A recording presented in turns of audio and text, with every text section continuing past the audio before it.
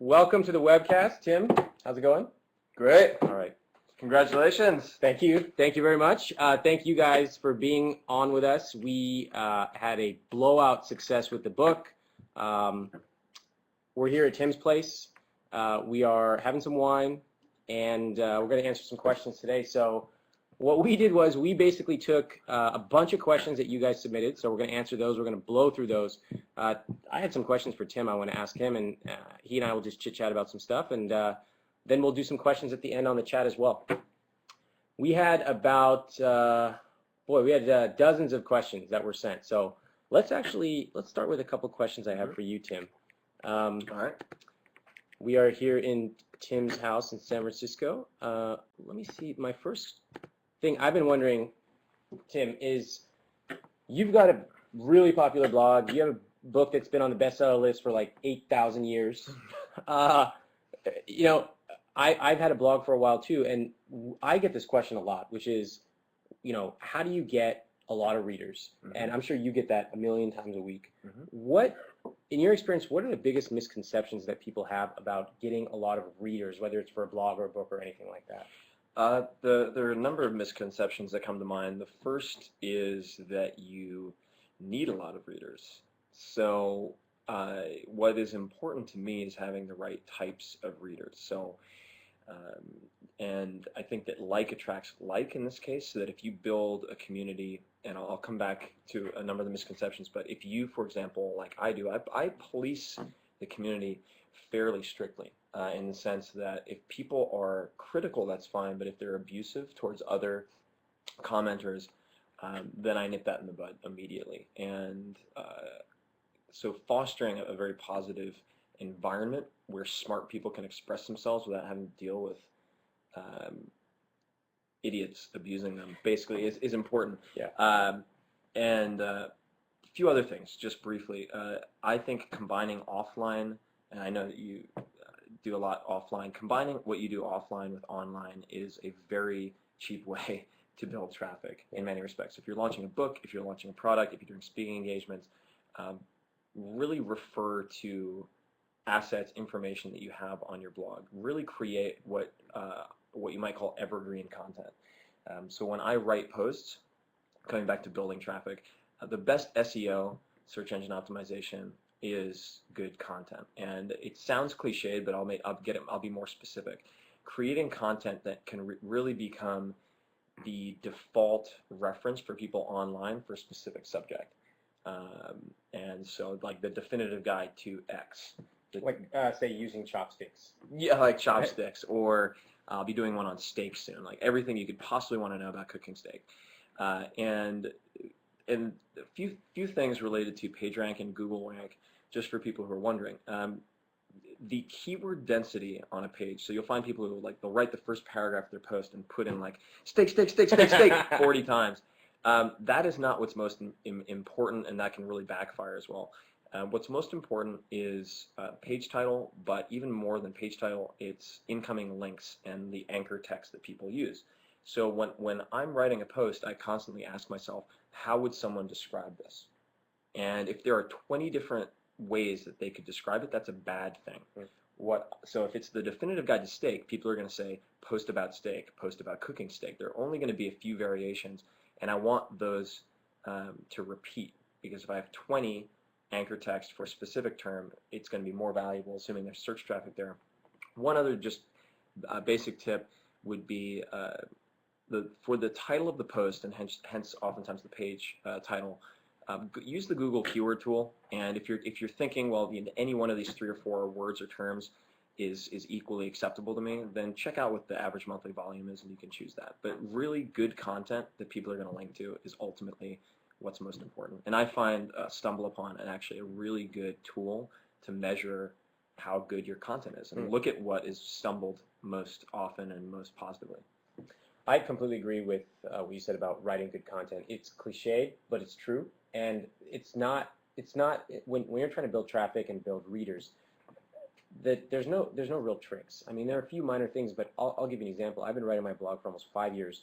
And just like 2 weeks ago, my designer asked me, so like when you create a post, what keywords do you look for? And I'm like, Huh? Yeah. It's all built for the community, and now I'm at the point where I'm like, okay, let me start thinking about keyword stuff. It's after the fact, though. Exactly. Yeah, like exactly. all of my most popular content was before I knew anything about anything, and just put a ton of time into producing the content. And what I noticed about your posts, they are long.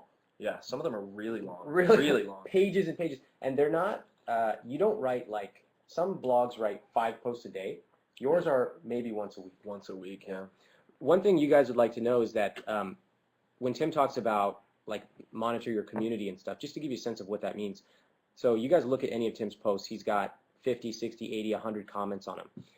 I got an email from Tim a few days ago, and it said important in the subject line. And someone had asked a comment that needed my answer, and he took it upon himself to email me and say, please respond to this. That's how important it was to you to make sure I responded, and I did. Yeah. That's the way you really have to monitor your community as closely as that.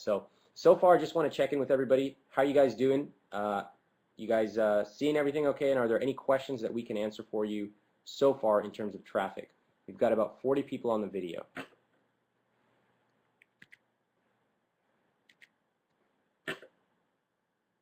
Yeah, great. Okay, great. Good. Cool.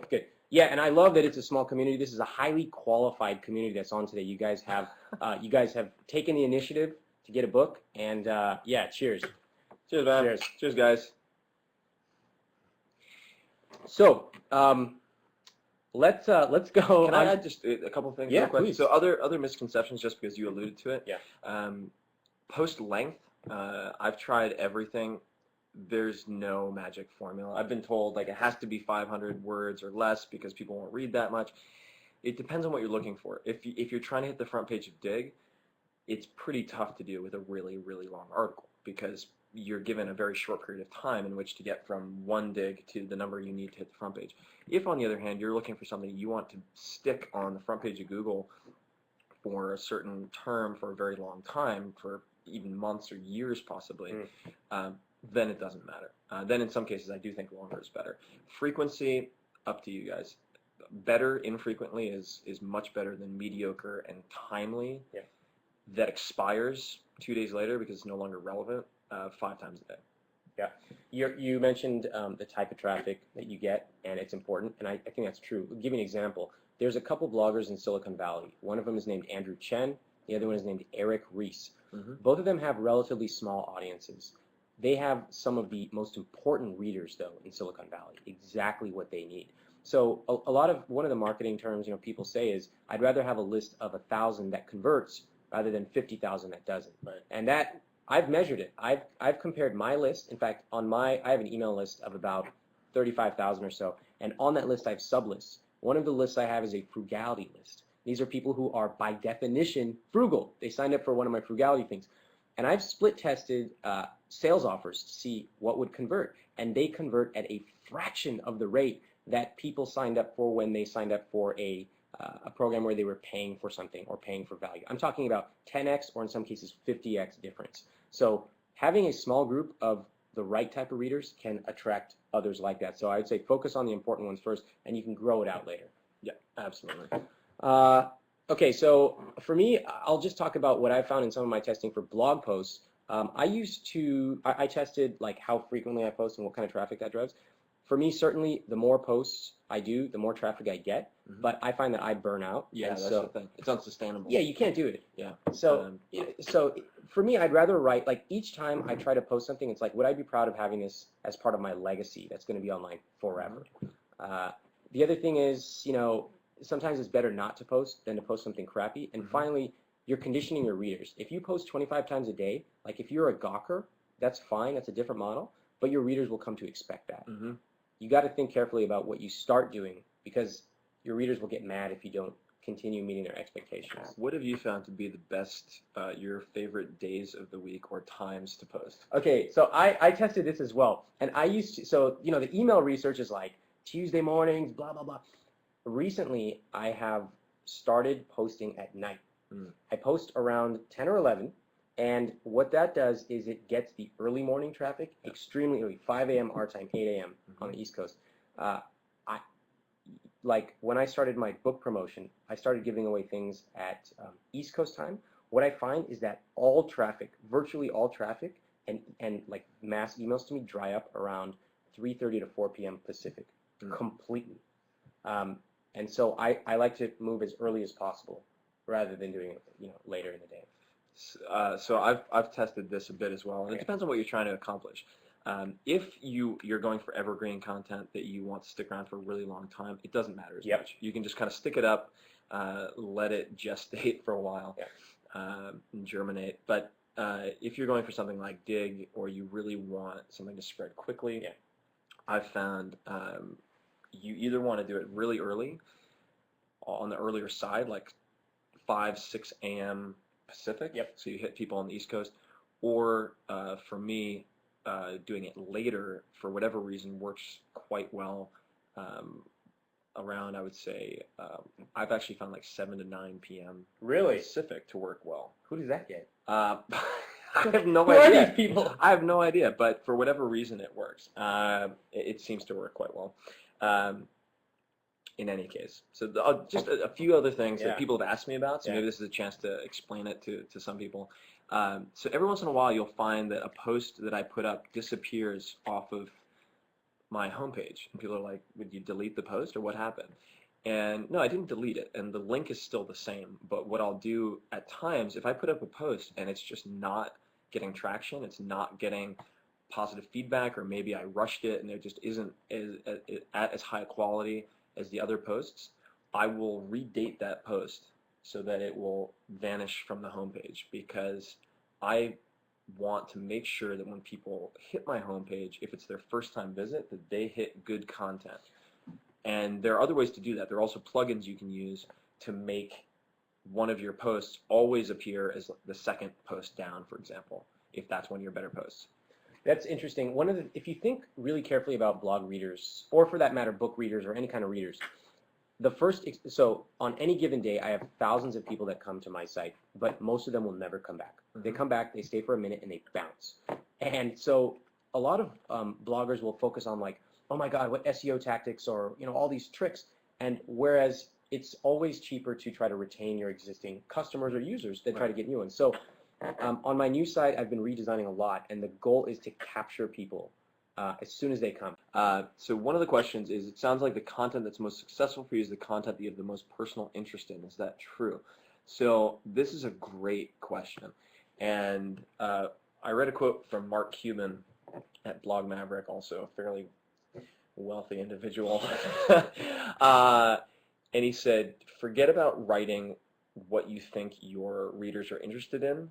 Write what you're passionate about. And I have really experimented with this, and I've polled my readers and then tried to customize posts based on their feedback, and it never does as well as when I just have something I'm really excited about, or really pissed off about, or really frustrated with, that I then figure out. And that means that some of my posts, I put up a video and some notes around it called the prescription for self-doubt. And I put this video up at like 2 a.m. one night when I was just having a really difficult day, and it had an impact on me, and it came out in like 15 minutes. It was very fast, and it's so much better than some of these other posts that I spent hours and hours crafting based on reader feedback. And that's not to say you don't listen to your readers, but write what you have an emotional connection to. At least for me, that is always my best content, always, and I think it comes across. I don't know though. I think that's true for you, but I think you've got, for me, the number one skill of a writer is empathy.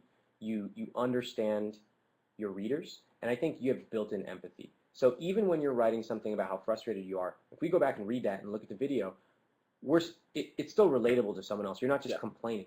And what I see with, like, for example, in the personal finance world where I write, sometimes people be like, oh my God, like ING Direct is giving an extra 1%, like this is so cool. Or like, oh wow, we should talk about asset allocation because I just read it. But nobody really cares. And so I guess I would say there's a balance to strike between writing what you're passionate about. I agree with that. But at the same time, you have to understand that like if your goal is growing traffic, then people have to care about it. So there's definitely a balance to be had there. Let's take this question here, credibility. This is a great one. Question about credibility. Tim, you had a successful drop shipping company. Ramit, you were successful with PB Wiki. do you see people gain a lot of traffic without first having previous success? This online is the place to do it. About that. Yeah. There are plenty of blogs where basically people have disintermediated the gatekeepers of media, and they've said, look, I have a unique angle on this. I have or maybe it's a unique niche that no one has tackled before. For example, I love cheap but really effective pens. I bet if I started a blog on this, I could get 20,000 readers a month within 6 months. How? Because I'm really passionate about it, and I could find where those people hang out. The key is writing great stuff and then finding out where people who would want to read it hang out. And too often people say, if I build it, they will come. No, you got to go out. Tim, you met me when you came and we met in a coffee shop. And you drove up there to meet me, and we became friends, and a few years ago.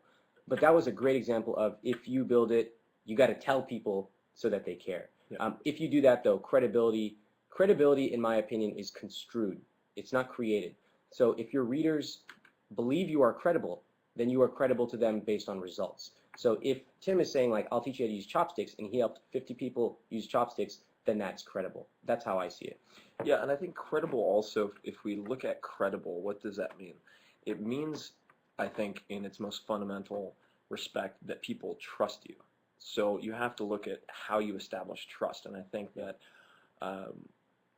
coming back to your earlier point, part of establishing trust is accepting and recognizing your weaknesses, expressing emotions that may not on the surface seem to work to your benefit, i.e. if I'm having a frustrating time and I'm terrible at swimming and I write a post about that and this is how I overcame that. Yeah. Or if I deliver bad news quickly and or if I make a mistake and I recognize that, these are all things that you can do without having been the CEO of a company or the co-founder of a company. And if you have even a very small but focused, sort of inch-wide, mile-deep area of expertise, even if it's paper packaging. I mean, there are blogs, design blogs, that are exceptionally successful that focus just on packaging or typesetting. Then you establish credibility that way. And I think that you can be credible without being an expert, and you can be expert without necessarily being credible or having people trust you. The challenge is or the task is to try to combine those two. Yeah. You mentioned understand your weaknesses. What would you say are a couple of your weaknesses? This is the classic interview question. Yeah. You're going to say, like, I work too hard. I'm being interviewed by McKinsey. I work too hard. Sometimes it's hard for me to pull back. No, I'm very impatient. Very impatient. And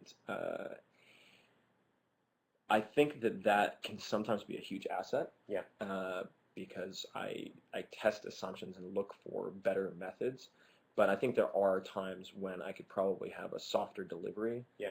In some respects, I have, and this has just been beaten into me by through schooling, through mentors. I have no tolerance at all for lateness. Yeah. And I get really pissed. Yeah, and that's true. I was late once to Tim's place. I was very late, and he let me know. That's just true. Yeah. So so I think I could use a little bit of tempering on that. Other weaknesses. Well, I'll tell one while you're thinking. Yeah. One thing that I'm not particularly good at is applying the 80-20 rule to my own life.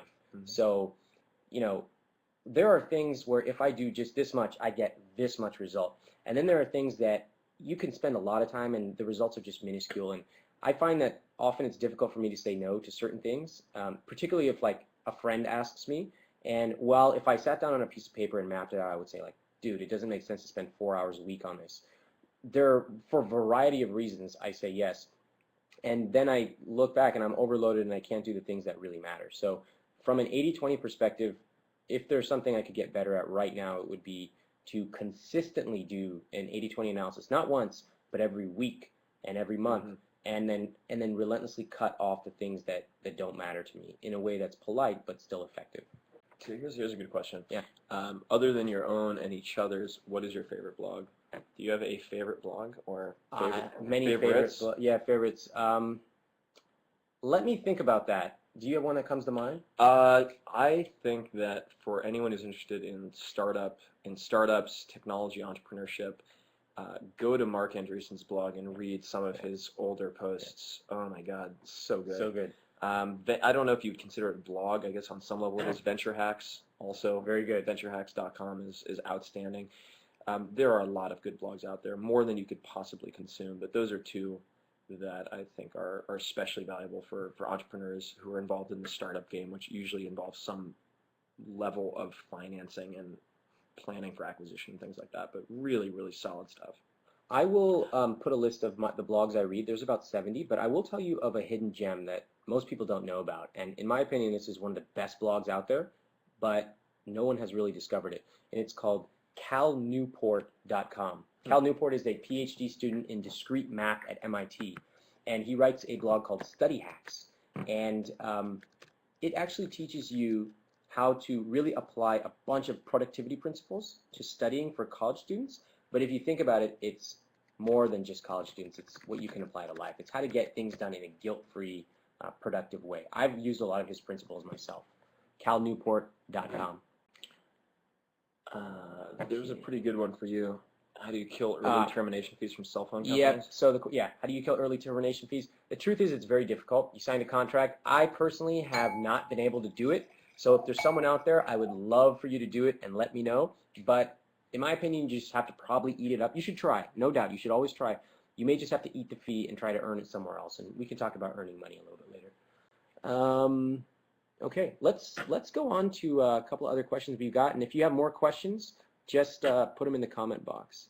So, Tim, I had a question for you. Give me one sec. Just quickly, Paul Graham. Someone had asked about Paul Graham. I think Paul Graham's exceptionally smart. I'm also an aspiring, on some level, Lisp programmer. Actually, I would like to learn Lisp, but it's pretty far down the list right now.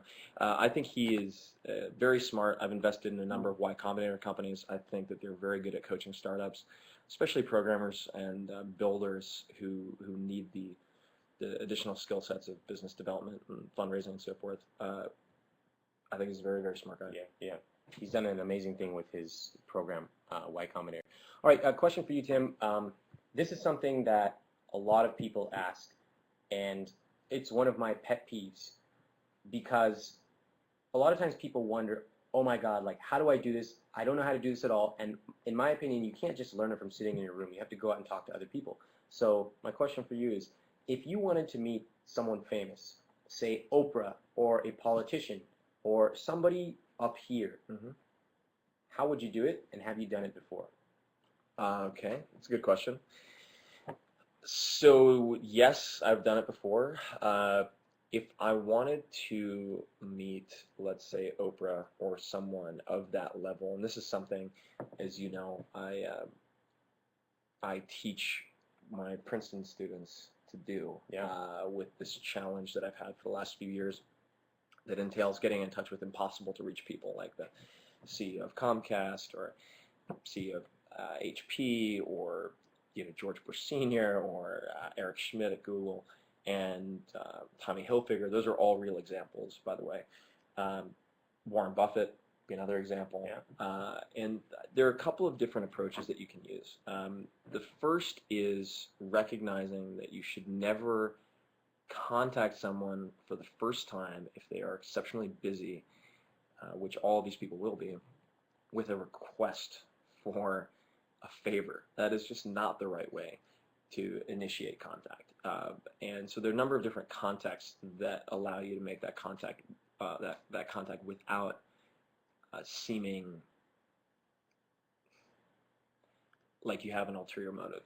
The first is, this is what I did very early on when I had absolutely no background, no credibility, no credentials, was volunteering for nonprofits that routinely had speakers and panels who were of that level. So I volunteered at the Silicon Valley Association of Startup Entrepreneurs, very long name, which is SVACE, but I ended up doing more than my fair share, taking on additional responsibilities as a volunteer, and then because of my track record over a few events, was invited to provide more feedback, and then I asked if I could be the chair for one of the main events and actually get the speakers. So that's now, did you charge anybody for all this? Did I charge anyone? Yeah. No, this was all volunteer. Yeah. And that's how I met Jack Canfield, who many years later ended up introducing me to my agent, which led to selling the 4-Hour Workweek. And I really didn't ask him for any favors during that period of time between when we first met. I did keep in touch. Every once in a while I would have some type of philosophical or life sort of broader picture type of question that I would imagine fairly few people had asked him. And it was always very specific, guys. A bad question is, what should I do? Yes. I remember very early on when I first moved to Silicon Valley, I met this amazing entrepreneur who's actually since we've reconnected and become friends. But I met him, and I was so excited to have met somebody at such a high level that we engaged in this dialogue. And then I sent him this email at one point, and it was like something along the lines of like, what should I do with my life? It was a little better than that, but not much. And he wrote back, and it's just like, how the hell am I supposed to answer that question? And I took it really personally. I was like, God, how could he not take like 5 minutes to help? And it's a terrible question. You need to be specific.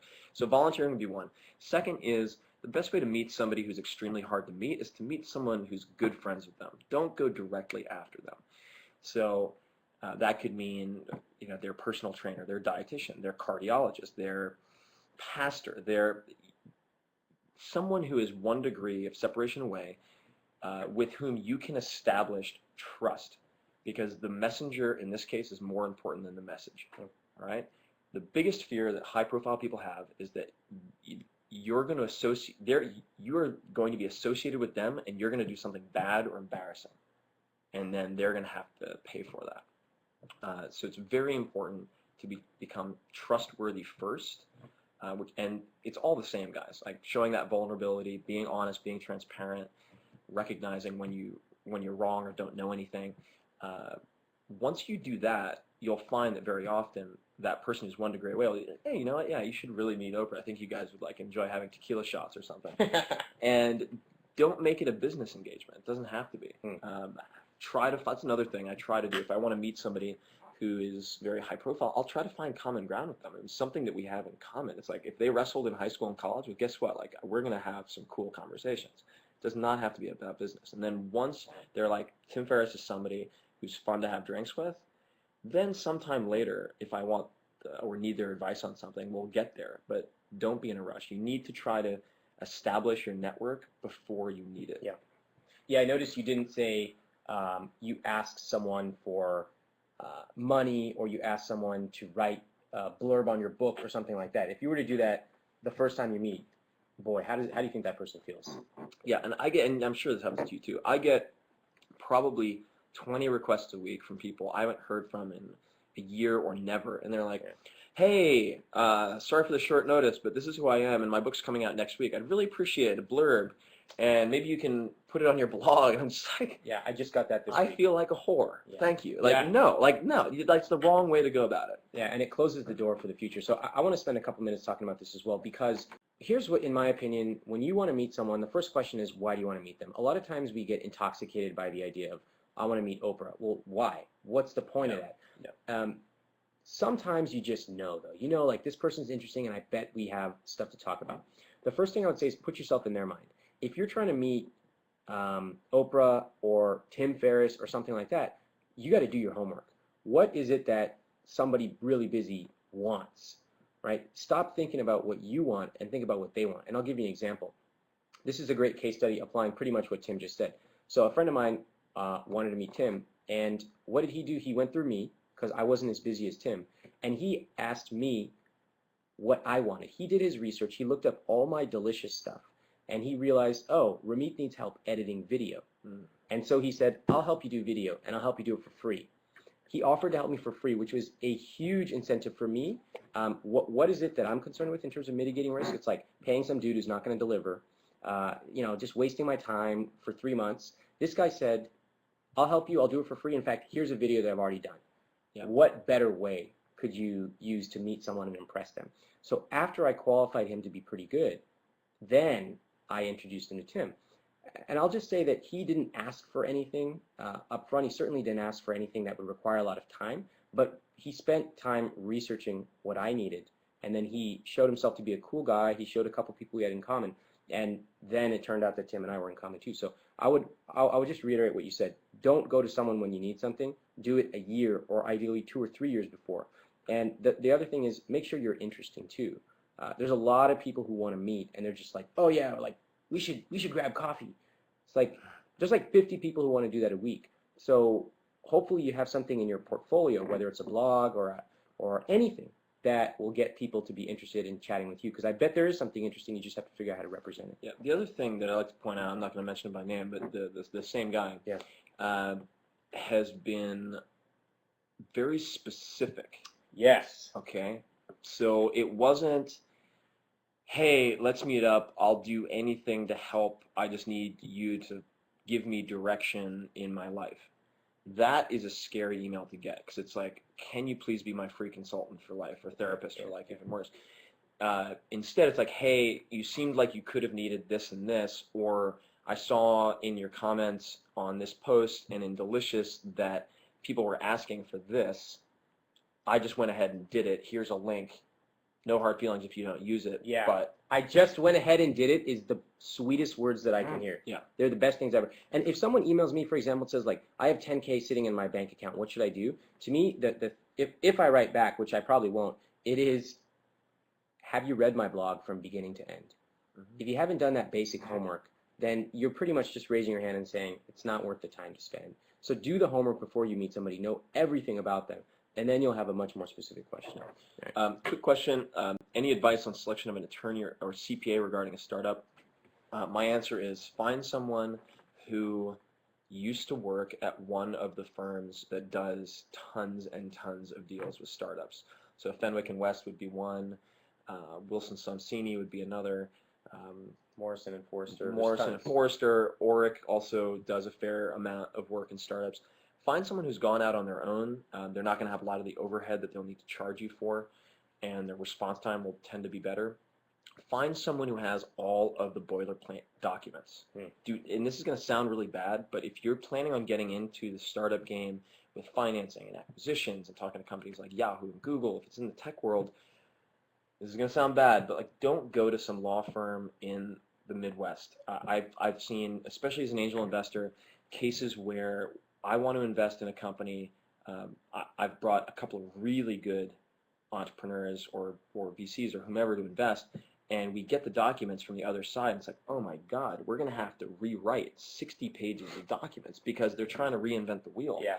Or they're not familiar with the process, so they're questioning every clause. This is going to be, it's going to be like $50,000 just to get to square two, and it doesn't work. It's very expensive, and you can cause a lot of problems later. So find somebody who's done a lot of those deals. Yeah, my opinion as well. It's just the cost of doing business. It seems outrageous what you have to pay, but you got to pay it. And if you don't, you pretty much just raise your hand and self-select yourself to be known as the guy who doesn't know what's going on. So personally, Tim recommended someone who has left. I would recommend asking your friends who are at other startups who they use and if they like them, and if you like them and you have a good relationship, and these lawyers will meet you for free for 30 minutes. They're great. I'm very impressed with lawyers in the Valley. You'll quickly find out who you like and respect. Let's go to a couple other questions. Let's take it to reader questions now. We had a bunch of people submit questions through SurveyMonkey. So, okay, I love this question. My opinion has changed over time. The question is, you both publish bestsellers now through traditional publishers. What do you think about self-publishing? I want to hear your thoughts on this first. Okay, yeah, I'm curious about yours as well. So, when I started writing my first book, this is my second book, my first book in 2004, I was very negative on self-publishing. It was not credible. It was for people who couldn't get a real publisher, and like people had these dreams of grandeur of like, oh, I'll appear in Barnes & Noble and stuff. Well, things have changed quite a bit.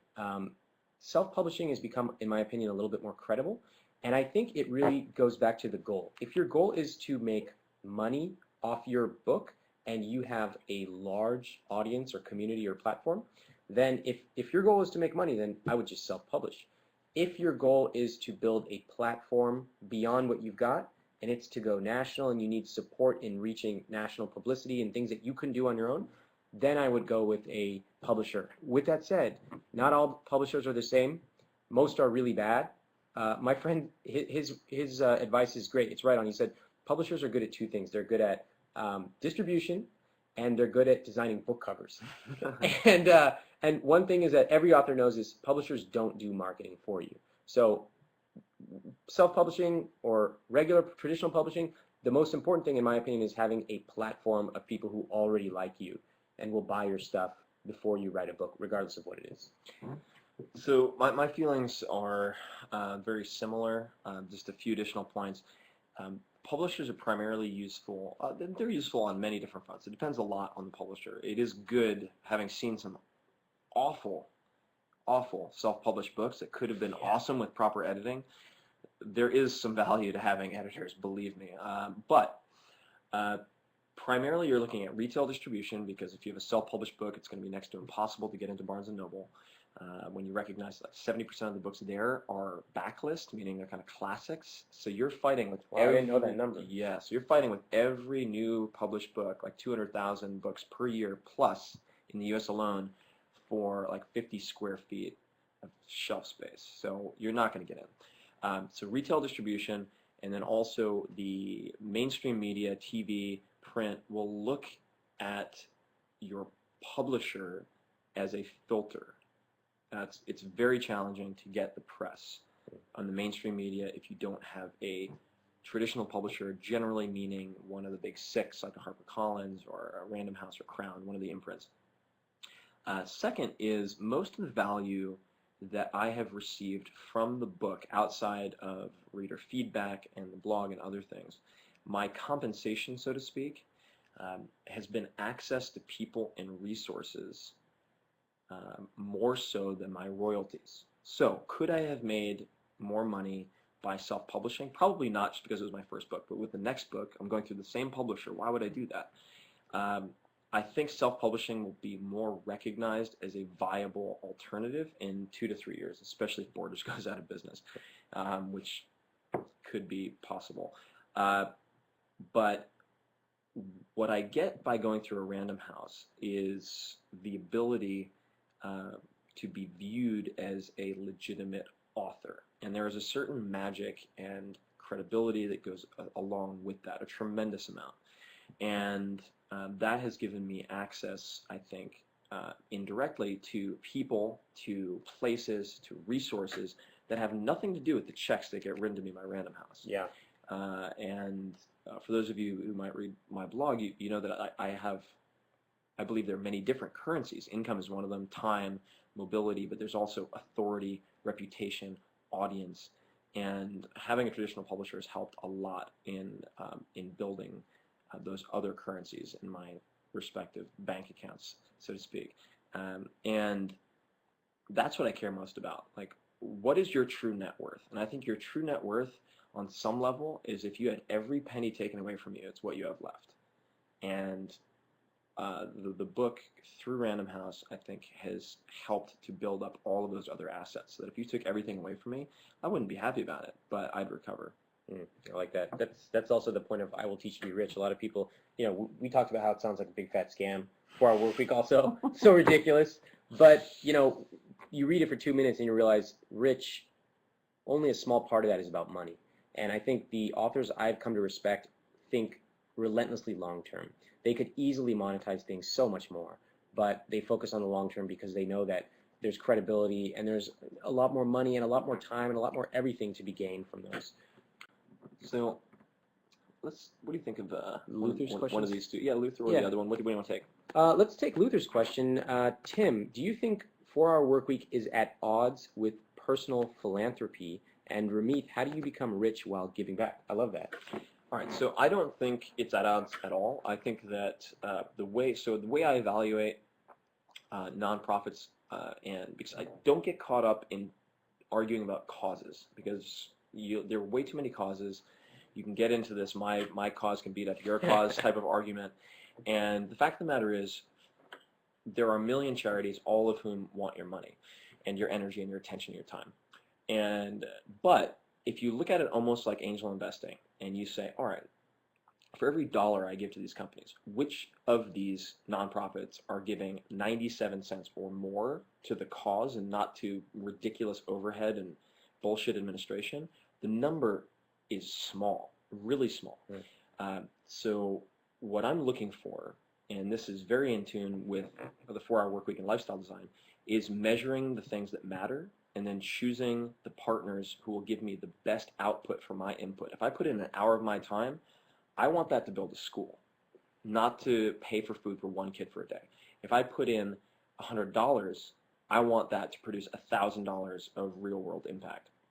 And by going about it that way, I think you can have the emotional and karmic gratification very early on as you're creating wealth for yourself that you really don't need to postpone. And I wrote a post called The Karmic Capitalist, or Karmic Capitalism. You might want to look at it. But it talks about how a dollar now is often more impactful than $5 5 years from now, almost inevitably, especially with causes that are or problems that are growing exponentially. It's a matter of addressing them faster than the problem is multiplying itself.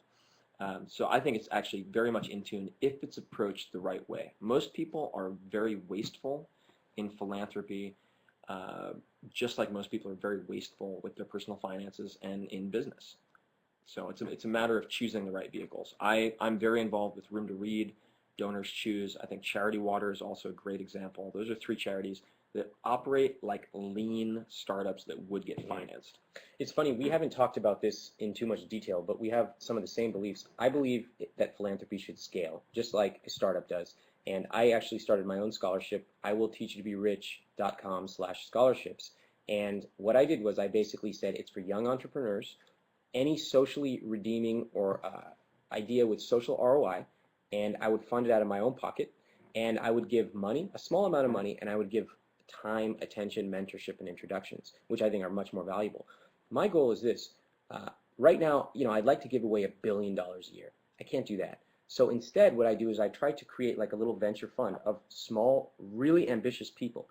And let's say I give away 1, 2, 3 a year over 10 years. Do you think that just one of those people will somehow come up with something that will help feed 50,000 people or create a new type of penicillin or whatever it may be? I think the chances are okay. So you can scale it. It doesn't have to be in giving money, but it can be in picking the right people. It can be in time. It can be in many other things. And I do believe that part of being rich is giving back to the community around you. Yeah, just quickly to add to that also, because there's some questions like how does it scale, how does it scale? So one of the things that I'm doing, I just came back from LA where I was meeting with another nonprofit called Music for Relief, which Linkin Park and other musicians are involved with.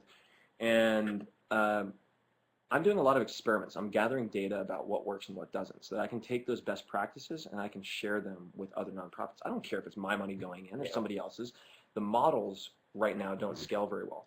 So I, for example, introduced the CEO at Donors Choose, Charles Best, to Scott Harrison over at Charity Water, and they're doing different things really well, and then they just swapped best practices, and boom, all of a sudden, tremendous results.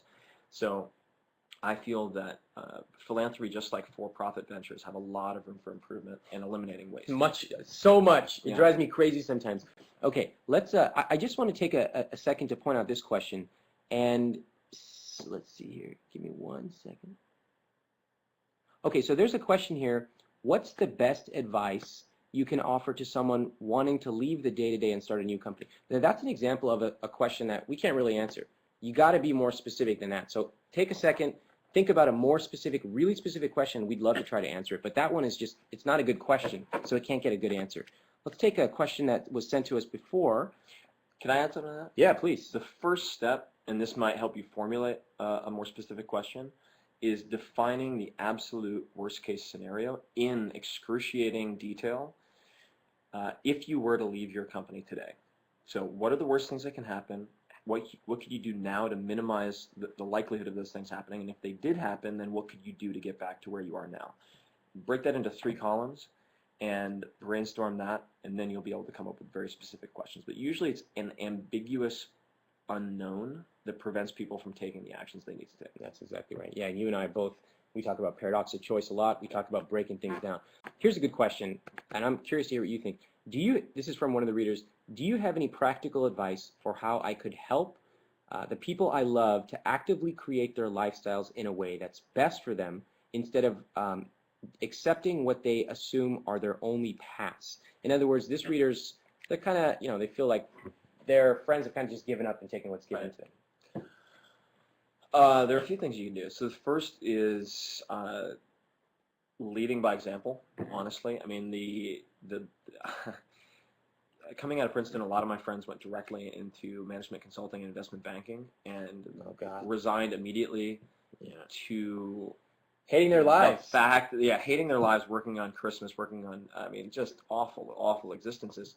Not everyone has that experience, but they just viewed that as paying their dues. They had to work 80 to 100 hours a week for the next 5 to 10 years, and that was just that was the hand that they had been dealt. And when I started actively traveling around the world, sending them updates saying, you know, dude, you have enough money, or they'd say, well, you know, if I work another 5 years, I could be making $2 million a year. And I'm like, what the hell would you do with $2 million a year? And they're like, I do this. And I'm like, I can do that for $1,500. Yeah. You're just being an idiot. And, you know, just very persistently and in a good-natured way ribbing them for the inconsistencies in their thinking, and moreover, showing them what's possible is a very good way. Secondly, is invite them to experience some of the alternatives. And an example of that, when people are very resistant to testing, let's say, personal outsourcing, and personal outsourcing is actually a very small part of the 4-hour work week. People just tend to obsess on it. But what I say is, don't start with something important. Start with something ridiculous. I mean, like, have somebody in Bangalore set like lunch appointments with your best friends for you, just for the shits and giggles of it. I mean, really, start with something like that so that you have the positive reinforcement of a good experience, a fun experience, and that you're able to get some rehearsal in with things that don't matter. And then you can, once you're past that first threshold, it's really easy for yourself or for other people for them to see the possibilities once they've had that taste. That's what's important. I love that. That laddering strategy is really good for just starting off on something that's unimportant. Let's see here. Oh, I will just say that in personal finance, this is a big thing as well. Like some of my readers, they really have automated their finances. They've gotten it all together, and they're like, my friends don't do this at all. And I will tell you from my experience, I used to try to really push it on my friends, like, just manage your money. It'll only take you a few hours. And they just didn't want to do it. And what I've realized is the best I can do is let them know that I'm available, and when they're ready, they're ready. But no amount of me pushing them is going to get them to change. I've tried. They know I've got a book. They know I've got a blog, but yet many of them don't come. They're just not ready, and that's okay. But there's almost no better way to get people to resist you than to tell you, I'm better than you, let me help you with your money, because people get really defensive about that. That's a good one. Requirements for your scholarship. Yeah, what requirements? Maybe you can explain for people what that is. So my scholarship, iwillteachyoutoberich.com/scholarships, and basically what I ask is that you've demonstrated entrepreneurial excellence. So I don't want somebody to cut their teeth on my scholarship. I want them to already show that they've done something. By the way, you could be entrepreneurial for collecting cow milk, or you could be entrepreneurial in doing a Silicon Valley startup. It doesn't matter. Something. And then the idea you have, an idea, or better yet, somewhat implemented, should be it should have social value. So it's not just about making you a quick buck. One guy wrote me an application, and he said, you know, give me X $1,000 because I want to take my business to the next level. And it was like some totally for-profit thing. It was like real estate, and I'll give 5% of it back to like social causes. And I was like, go to hell. Like there are many other people who have real social causes that are built from the ground up. And beyond that, it was really just getting people to apply. The first year I did this, I got 0 applications. Okay, and I know because when I was in high school, I applied to 70 scholarships. I created a system which would almost automate it. I just had to write little chunks every day. I applied to about 3 a day. And it was amazing because so many of my friends just didn't apply at all. And they're like, oh, you can't get it, or oh, whatever, self-defeatist attitude. And I ended up clearing out a lot of scholarship money. And it wasn't that I was the smartest person, because I wasn't, but half the battle is just applying. Sure. Yeah. Well, I mean, the first time I did the challenge at Princeton in the high tech entrepreneurship, and I'm not a full-time professor, guys. I'm a guest lecturer, but I spent a fair amount of time involved with the students, and the prize was a round-trip ticket anywhere in the world for contacting these impossible-to-reach people. Yeah. And 20 people were really interested. They stayed after class, and no one completed it the first year, because they all assumed someone else would outdo them, or that it would be too difficult. And so I told that story to the next class, and then 6 people did it, and the results were incredible. And then I said, look, here's the background on this challenge. If you don't do it, no one else is going to do it. So if anyone had sent me even a mediocre paragraph explaining why they hadn't been able to contact anyone, they would have received a round trip anywhere in the world. So that the participation, the willingness to throw your hat in the ring is extremely important. Yeah, absolutely. There's an article I wrote on another blog called you should just search for passive barriers, and it really talks about why there are things that may be missing in your life, small things that could have a profound impact on you actually getting stuff done. Somebody asked about Kiva.org. I think Kiva.org is an outstanding organization. I think they've done a great job of streamlining and automating the process of microfinance. So I've met the guys involved. I think it's a good organization. Yeah, I agree. This is a good question for both of us. What next? Your book, and this person is addressing me. Your book was great, but other than improving some automation, I was already doing what you recommend. I'm married. We make $200,000 a year. We have no debt or children. We've hit the limit for most recommendations, and we don't want to buy a house. What should I do? So let's talk about money, and then let's talk about lifestyle as well. So on the money side, this is a great question. In one of the chapters of my book, I don't remember which, we talk about the 10-year plan. So you've done everything you need to do. You're doing it all right. So what do? Talk to people who are 10 years older than you and ask them, what are the things that you are thinking about? What's worrying you on a day-to-day basis? You'll find things that you would never think. So for example, I'm 26. If I ask a 36-year-old, they're going to tell me things that I haven't even heard the words of. Diapers, life insurance, homeowners insurance. These are things that I don't think about because it's just not in my cohort. Ask someone 10 years ahead and then get a 10-year leg up on them by starting to plan for those right now. I will say that if you've got extra cash, that's a good problem to have. You can invest it aggressively. You don't have to only invest in an IRA. You can do investing in a taxable account. You can also do, some people, if they have extra cash, I encourage them if they want to pick a couple of individual stocks for fun, do that.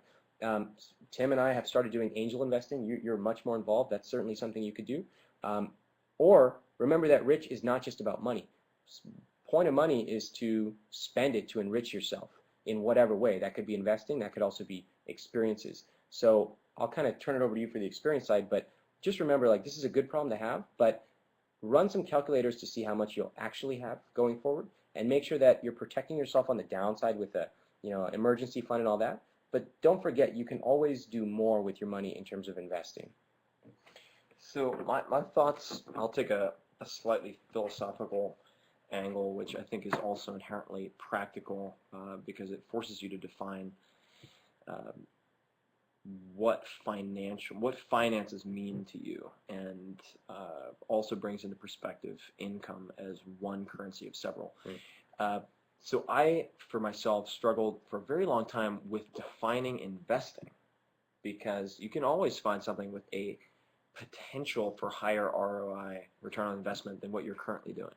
But they become more and more speculative, and the downside risk becomes greater and greater. So what is good investing? Well, for me, I ended up determining that investing was allocating resources to improve your quality of life. That's it. All right? And if you've invested, let's say Warren Buffett calls you on your cell phone and says, hey, I have this hot tip. This is going to be our next big play. And you are given the opportunity to invest in that. If it's going to keep you up every night for the next 10 years with sweaty palms and 140 beat per minute heart rate, it's not a good investment. It doesn't matter what their financial return is. So what I would encourage people to do is, first and foremost, really define your TMI, or target monthly income. So for the things that you want to do, for the possessions you want to have, for the experiences you want to have, what is the cost per month to obtain those things? And certainly with financing, you can spread it out over 12 months. There are many different ways to do it. Once you exceed that number, $200,000 a year is a lot of money. If you have no children, no dependents, no mortgage, that is a lot of money. I have a very, very low cost lifestyle, which you wouldn't know by looking at it. It seems like I'm jet setting around doing all this stuff. It does not cost that much. So once you hit a certain threshold, you have to ask yourself, what other resources am I underutilizing? Where do I feel strained? What are the 20% of activities, people who create 80% of my stress? How do I start removing things? And I think a great what next step is what can I eliminate? So forget about addition for a moment and focus on elimination. For me, part of giving, part of tithing or donating to charities, helping charities, is reducing reducing self-validation through accumulation of income. Okay, so I'll put that in different words. What that means is I don't want the value, my self-esteem, my self-confidence to be linked to indefinitely increasing the amount of money I have, because there are factors outside of my control that can really affect that. This last market crash is a very good example, even though I moved everything to cash equivalents in July. But there are things outside of your control. So I give away money so that I reduce my dependency on that to validate me. It's the same reason that I give away a lot of my clothing. I give away, I would say, 20% of my clothing every 6 months or so to Goodwill and other charities. And that is so that I don't tie my value, my success, to accumulating more. And once you reduce your dependency on those things, it is very liberating, very liberating. I think that the more you develop golden fetters, or as Seneca would say, or golden handcuffs, just like in Fight Club, they say the things you own end up owning you. And it's very important psychologically for me to avoid that. And I do that by giving things away. So focus on eliminating certain things. I like that. I like that. It's a great framework of we always think of doing more, Yeah. which is fine. We're pretty good at doing more. Sometimes you should do nothing and just wait to see what happens. That's an equally valid approach sometimes. And I like your approach because I don't usually think of doing less, actively doing less, rather than just kind of waiting for the world to go on.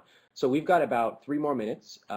What I want to do is we'll take one last question, and then I will announce the winner of the person who's going to get flown out here to have dinner with us. That should be a lot of fun. And we can do a few more minutes of reader questions too, if you want. Let's do it. I'm having fun. Okay. Let's take one here. Okay, this is an easy one. You mentioned Dave Ramsey. As we know, he's anti-debt. Is there a way to build credit without getting into debt in one form or another, like credit cards, student loans, house, etc.? Actually, in general, no. If you want to really build your credit score, you have to use your credit card. A lot of people confuse using their credit card with being in debt or using it irresponsibly. But I pay off my credit card in full automatically every month. It's building up my credit. By default, it does the right thing, and that's all I need. And there are plenty of benefits, like it automatically gets sent into Mint and all this stuff. Don't be afraid of using credit responsibly. If you feel that you can't do it responsibly, you can always get a secured credit card that kind of limits you. You can always set limits on yourself using barriers. There's many ways you can do it.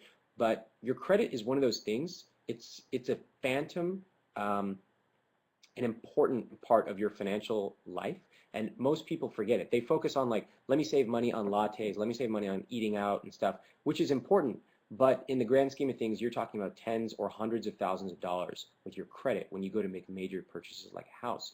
So get your credit right. Don't try to trick your way around it. Yep. And then focus on other things that make you happy. So a few things related to that. I didn't use credit cards at all until about 2 years out of college, and I thought that was a good thing. Yeah. I was like, I have no bad credit. Yeah. I'm operating on cash. People should love me. But what that means is you have no track record. You don't have any record of making payments on time and in full, and therefore companies are not comfortable extending credit to you. So one of the first things I did was applied for an American Express card that required that I pay in full at the end of each month. And I automatically linked that to my checking account so I could not fuck it up. Pardon my French, but honestly, like, if you mess up your credit, that is a fuck up. The costs are tremendous, and it can be very difficult to reverse.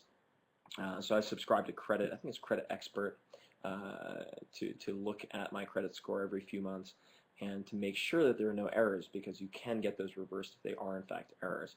And if you have a good payment history, for example, with certain credit cards, there are instances where they will reverse or remove notices of late payment if it's appearing on your credit report. And last but not least, one thing that very few entrepreneurs I know do, which is very simple to do, this is also a way to, I suppose, build your credit on some level, for every one of my bank accounts, I have a credit card through the same bank associated with those accounts so that if I am overdrawn, I am covered. Okay, that is important for two reasons. Not only do I not have penalties, but it doesn't affect my standing with the bank, and number three, whatever charges have been placed go through.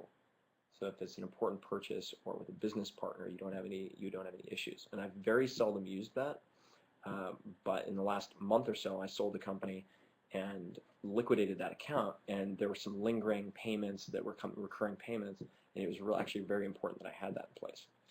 And if, by the way, you don't do that and you get an overdraft fee, you can use the negotiating tip that I wrote on Tim's blog and get that stuff waived. And let me know. Leave a comment on Tim's blog letting us know how that worked for you. I've had my readers save tens of thousands of dollars using that overdraft negotiation stuff. Okay.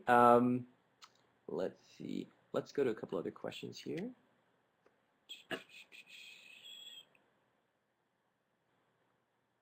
Okay, so this is a good one, Tim. What do you think about this? For a startup, at what point do customers get turned off by automation? If you have a limited number of clients, say under 500, is it appropriate to let your voicemail answer all calls until you can afford a receptionist? Oh, that's a tough one.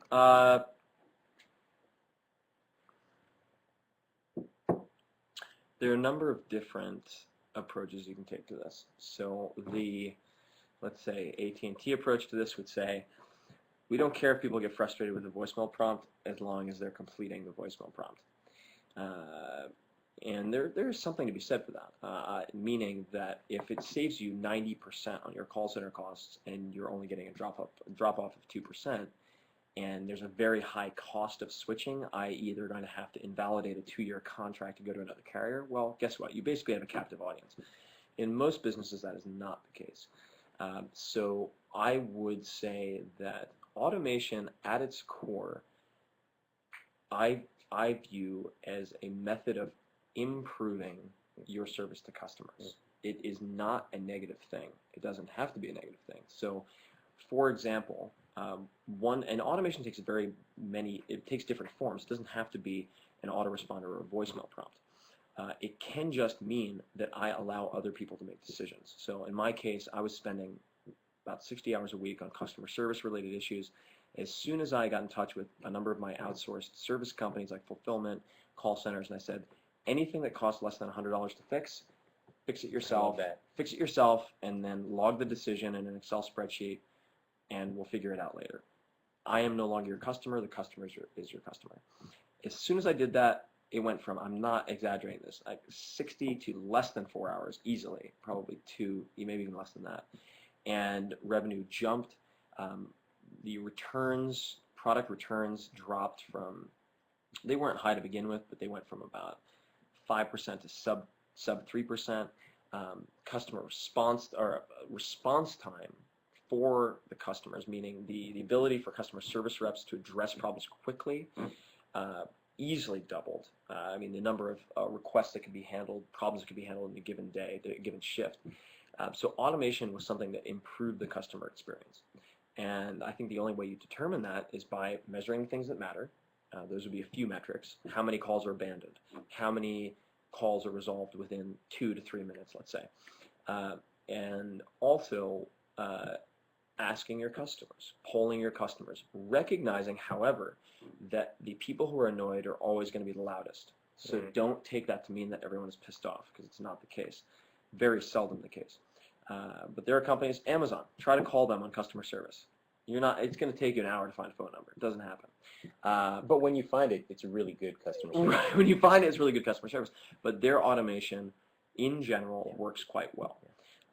So I think that there are different forms of automation to take, and it's a matter of really tracking numbers and being in touch with your customers. If you have less than 500, you can certainly poll a number of them at the end of the first month of automation, the first 2 weeks, and that will give you, I think, a fairly representative sample size.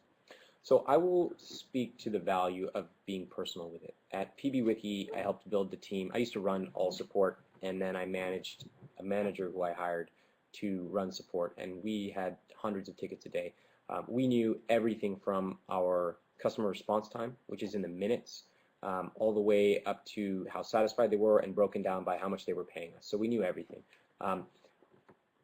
In my personal life and in my own career, I spend a lot of time writing highly personal emails to people. So this is the way I actually launched my blog, was I would write something that I thought was really good, and I would go read a few other blogs, and I would read them in detail. I would spend like 3 hours, and then I would write a really good email to them with a clear call to action, and that's how I would build a relationship with them. After a few times, they started to say, wow, this guy's not just spamming a million people, he's actually understanding what I'm doing. When I reach out to journalists, I read their stuff, and I send them a highly detailed email. So some days I will send out literally 100 or 200 emails, but I've spent all day. I spent 15 hours researching stuff, and then the next day I just write those emails. So Tim talks about the process of automation, and that's appropriate for some people at certain times in companies. At the same time, there's something to be said for highly personal messages. And I don't disagree. Yeah, they're not mutually exclusive. No. The emails that I know that you've sent and that we originally sent to each other were very personal, even though we were just getting to know each other. So there's a lot to be said for that. I will also say that I took one of your pieces of advice from the book, which was firing the problem customers. Yep. So I run a program called Scrooge Strategy, scroogestrategy.com, and it's a low-cost program I run, and I give people like one savings tip per week. It's not high cost, so I can't offer the highest touch service, but I do have great customer service. Anyway, this one woman was basically, it's like an email. You basically give me your email address and you get a tip in the email. It's not complicated. And she emailed us like 12 times. The emails weren't coming through, so we sent it to a different email address and this and that, on and on. And at a certain point I said, look, we can't deal with this. Unfortunately, I'm sorry, this probably isn't a good fit, so we're going to refund your money, and thanks very much. And it was the best decision we made. We haven't had any more problems after that. I'll give you another example. So the bane of any internet-based or virtual business dealing with credit cards is chargebacks. So people will they'll receive the product, use the product, whether it's a service, digital good, whatever, and then they'll say, yeah, no, I didn't get it, and you'll get a chargeback. Right. Now, there are within many businesses entire departments dedicated to dealing with chargebacks. Call the customer, send a letter. Then the merchant account provider or Visa or a related bank will ask you for documentation. Send us the signature. Guess what? There's no signature. Okay, and you can spend hours trying to resolve a $50 purchase. And what I did at one point is we're spending so much time on it, and I was like, look, there will always be a certain percentage of your customers or audience who are just kind of idiots. And they love just buying everything and then sending it back on the 29th day if there's a 30-day return policy. And we've all played around with stuff like that. That's fine. But there are people who make it a career. And so I looked at the numbers and I was just like, you know what? It's less than 3% return rate. Screw it. We didn't fight any chargebacks. If we ever got any chargeback, any dispute, fine, refunded, done. And immediately that freed us up to do better advertising, better analytics. That key message, I think, is that it often pays to cut things that are not valuable out of your life. We have banned entire countries from accessing companies that I've been at because all they would do is try to hack us, and they would never, ever, ever, not in the history of the company, ever pay us a dime. We just banned the entire country, almost the entire continent. Okay, at a certain point, what can you do? Let's go into another question here. Okay. So this is a very, very specific question, but I think it's applicable to everybody. I've written a book for wellness practitioners like massage therapists on how to grow their private practice. If I can get this book onto the required reading list at wellness schools, I can have great passive income stream going. I don't want to spend 40 years working to convince these schools to do it, so I've decided that I'm going to try to get ambassadors at the school, like students, to say, if you can convince your alma mater to put my book on the list, you get X as a reward. And the question is, what should the reward be? Should it be cash or whatever? Now, let me first stop you there. I'll let you go first. Okay. In my opinion, passive income has been the opiate of many idiotic masses for many years. If you can't, the first thing to do before you try to work on all these fancy passive revenue things that almost always turn out to be scams is focus on your active revenue. Negotiate your salary at work. Get a promotion. Do a better job at work and get more responsibilities. If you can't do that, then you have no business trying to create a passive income. Too many people, literally, I wrote something about an article called "I Hate Indian Network Marketers." I fucking hate them. They always come up to me at Walmart and they try to be my friend because I'm from India, or they think I'm from India. I'm born here, and then 2 minutes later, it's like, want to come to my seminar? No, I don't want to come to your seminar, dude. I want to get some peanuts and leave. So it's like, okay, look, why would you go into an industry where 98% of people fail, and it's a scam? You wouldn't do it. It just doesn't make sense. So first, optimize your active revenue. Then, if you're trying to make a passive revenue, build up something trusted. Build up something long-term. Like I have a couple of ebooks and Scrooge stuff or whatever, and I don't even try to make that much money off it. But I know, I'll wake up and it will have sold a few copies. Great, I'm happy. But that took me 5 years to get there. So, like passive revenue, don't be seduced by it. I think I would encourage you to just slow it down a little bit, see how you can spend some time and do it the right way rather than this idea, or in my opinion, delusion of passive revenue. So I'll just jump to some of the maybe tactical points to consider if this is something you've already committed to. Yeah. Yeah. Just to play that role. A few things. Number one is what I would do. There are a few bits of due diligence that I would encourage you to do. First is if these wellness schools already have retail products, different books, different supplements, I imagine, find out if they're purchasing these directly from manufacturers or if they're purchasing from a distributor. This is very important because they're in many cases, if they're purchasing from a distributor, they do not want to have 20 different relationships, 20 different manufacturers. They want to purchase from one person. In the book business, that's often Ingram or others, okay? So do a little bit of due diligence. This also gives you another opportunity, okay? And this comes back to how do you contact impossible to reach people, to have a conversation as a student with someone who is a prospective client without pitching them anything. You say, this is who I am. I don't know anything about this, this, and this. I've done my research as best I can with this, this, and this. Could I perhaps come in for 10 minutes? I'm in town anyway. I'm going to be there tomorrow. Whatever the wording might be, to ask you specific questions about your pro shop. This is something I'm very diligent and earnest about becoming involved with. I would really appreciate it. Perhaps you could find it in the professor in you to spend a few minutes with me. If you don't, I completely understand. If I never hear from you, I'll understand. But if I do hear from you, it would really mean a lot to me. That's a good email, by the way. And then they say, sure, no problem. You come in, ask them about their business. Ask them about how things get into the pro shop. Ask them about their best-selling units. Ask them how often they reorder. What type of margins if they're ordering directly from manufacturers. And get that data first before you pitch anyone. You need to understand what their limitations, what their needs are, what type of products haven't yet been developed yet, for example.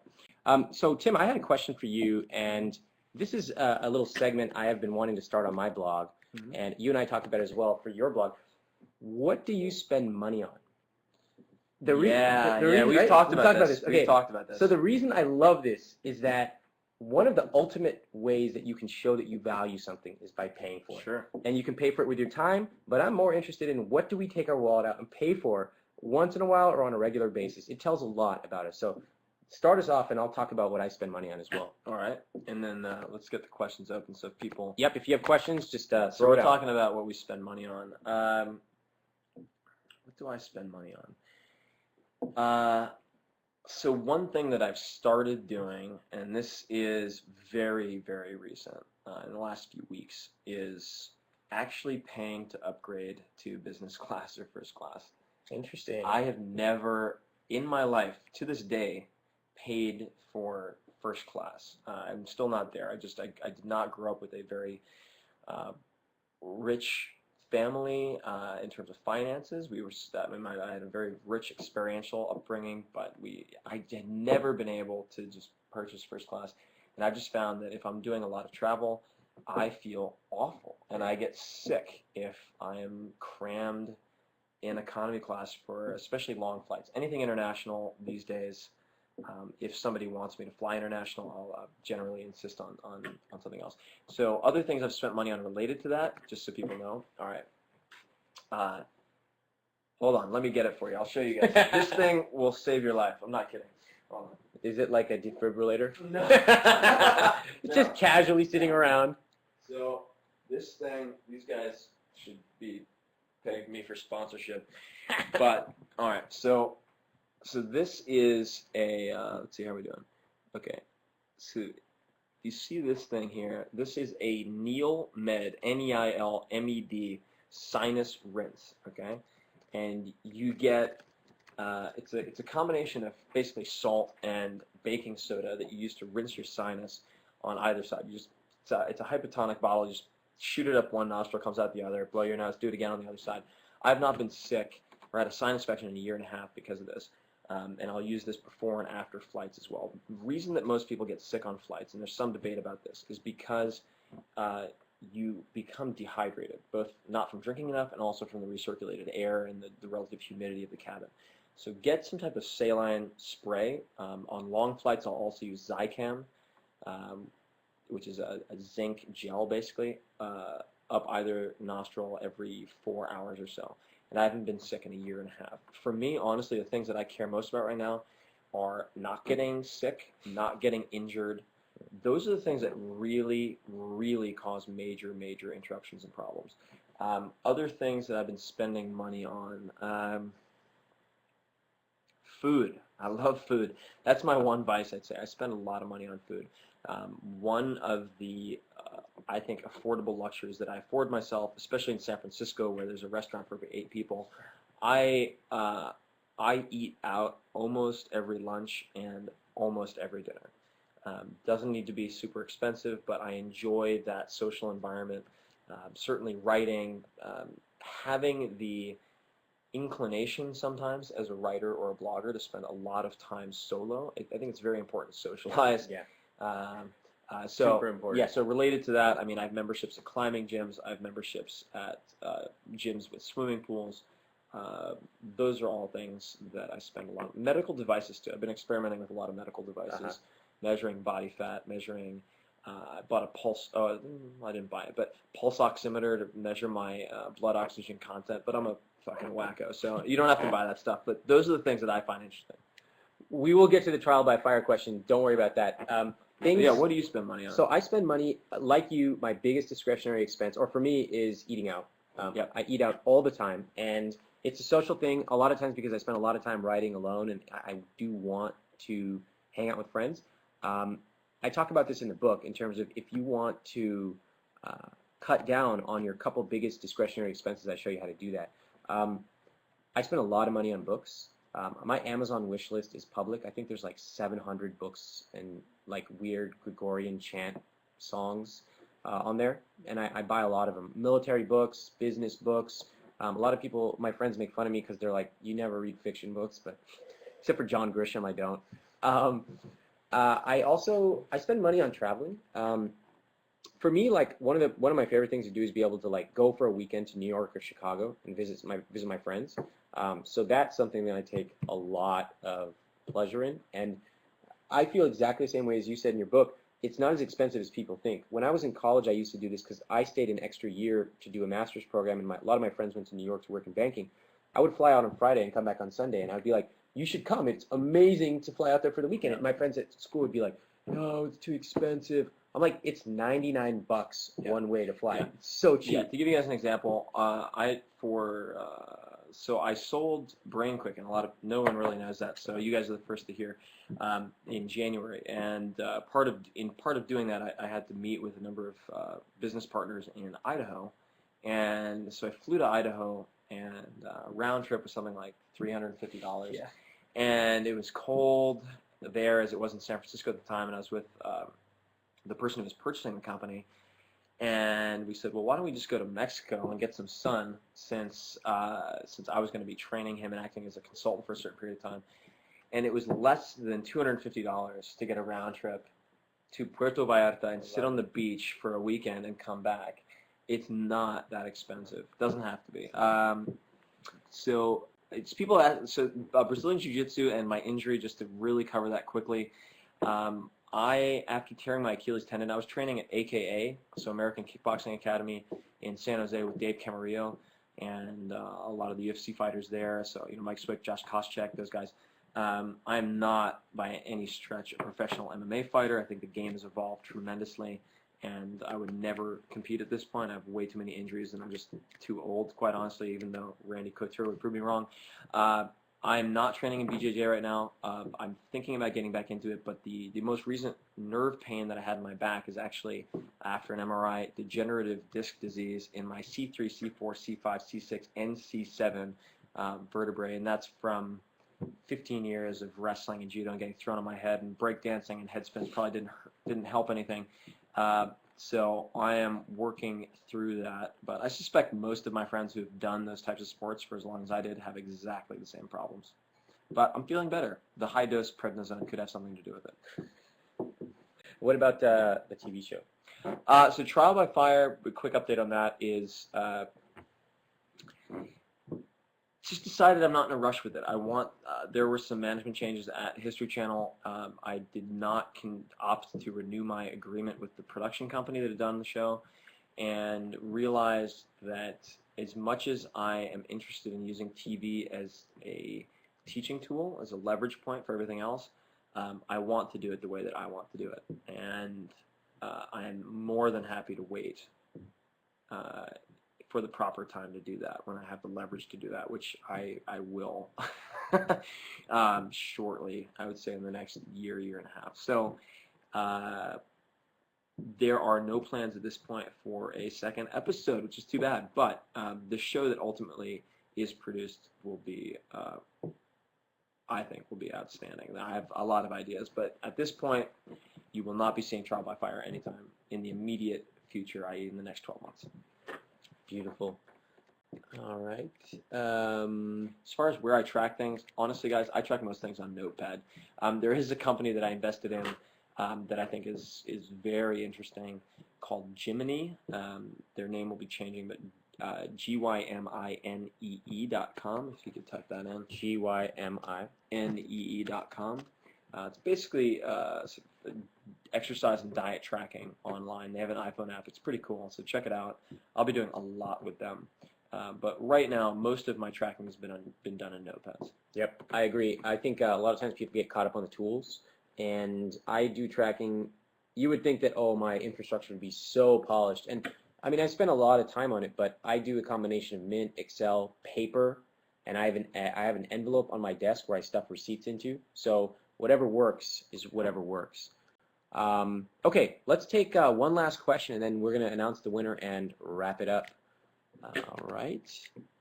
So, last reader question. I'm looking at one here. Give me 1 second.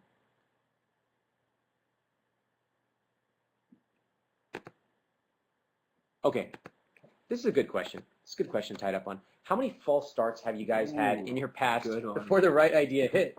I love this. Well, okay, I have a tag in my Gmail that's called failures, and I actually, I mean, it's grown because I've had it for a long time, and if it's not growing by at least 2 to 3 per month, I feel like something is not quite right. Failures can be basically, they can be something as little as the person I wanted to meet doesn't want to meet with me, or it can be an entire business collapsed. I take a lot of different opportunities, and I'm going to put it in this way. I prefer to have the big things in my life very stable. Where I live, I don't like to move very often. Taxes, I'm ultra conservative on taxes.